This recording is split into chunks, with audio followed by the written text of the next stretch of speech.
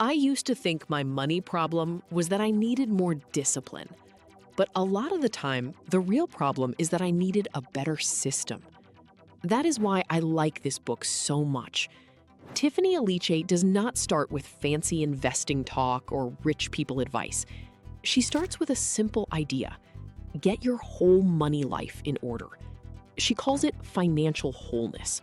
And that feels real to me, because most people do not need more shame. They need clarity.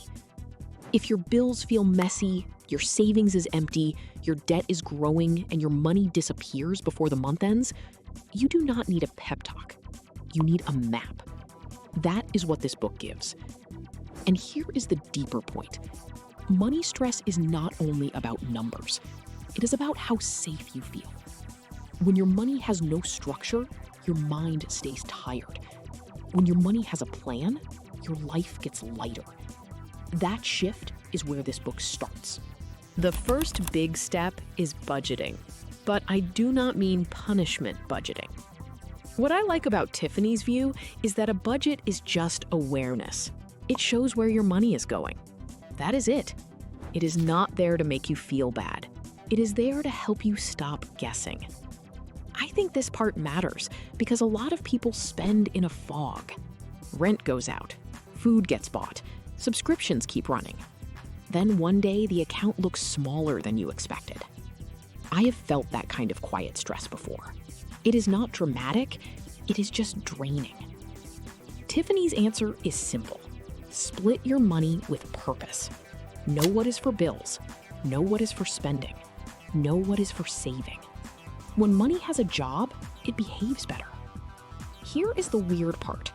A budget does not take freedom away, it gives freedom back. Because once I know what I can spend, I stop carrying that small mental weight all month long. After budgeting, Tiffany moves straight to savings. And I think this is where the book gets very human. She knows life will go wrong sometimes. A car breaks, a bill hits, a job changes. A child gets sick. That is why savings matters so much. It is not about looking smart. It is about having room to breathe when life gets messy. This is one of those struggles people carry quietly. They are not just broke. They are scared that one bad week will turn into a crisis. I used to feel the power of that fear in a very small way. Even a little cushion can change how you think. The book pushes a simple rule. Start small and stay steady. Do not wait until you can save a big amount. Build the habit first. Automate it if you can. Even a small transfer can protect you from panic. And that matters, because savings is not only money in a bank, it is peace in your chest. Calm, reassuring, confident. Then Tiffany gets into debt and credit. And this part is honest without being cruel. I like that she does not treat debt like a moral failure. She treats it like a problem to solve. That shift matters. Shame makes people hide. A clear plan helps them move. Debt is heavy because it steals options. It can make every future choice feel smaller. And credit matters because it quietly affects the cost of your life. A score can change what you pay for a car, a home, or even a phone plan in some places. That is real. What stands out to me is the simple tone she uses. Fixing debt does not mean doing everything at once. It means choosing a method, making payments, and staying with it. Same with credit. Small, clean habits matter more than big promises. This is where the book feels different to me. It does not act like money is about being perfect. It acts like money is about getting back in control, one steady move at a time. Once the basics are in place, the book opens up into bigger life goals. That part matters because financial wholeness is not just about surviving the month. It is about building a life that can hold you. Tiffany talks about earning more, protecting what you have, investing for the future, and making sure your money can grow over time. I think this is where a lot of people get stuck. They jump straight to growth before they are stable. But growth works best after structure. First, I need to know my bills are covered. Then I can think about investing. First, I need protection. Then I can build. The book also reminds me that wealth is not one magic trick.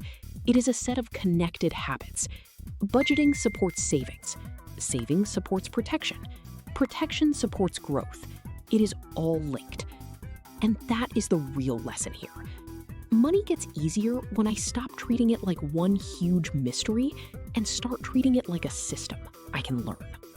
So, if I had to boil this book down to one truth, it would be this. Do not try to fix your money life with one big move. Build it step by step. That is why Get Good with Money feels so useful to me. It is calm, it is practical, and it respects real life.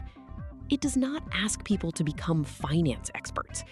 It asks them to get organized, stay steady, and keep going. If I were starting from scratch, I would remember 3 things from this book.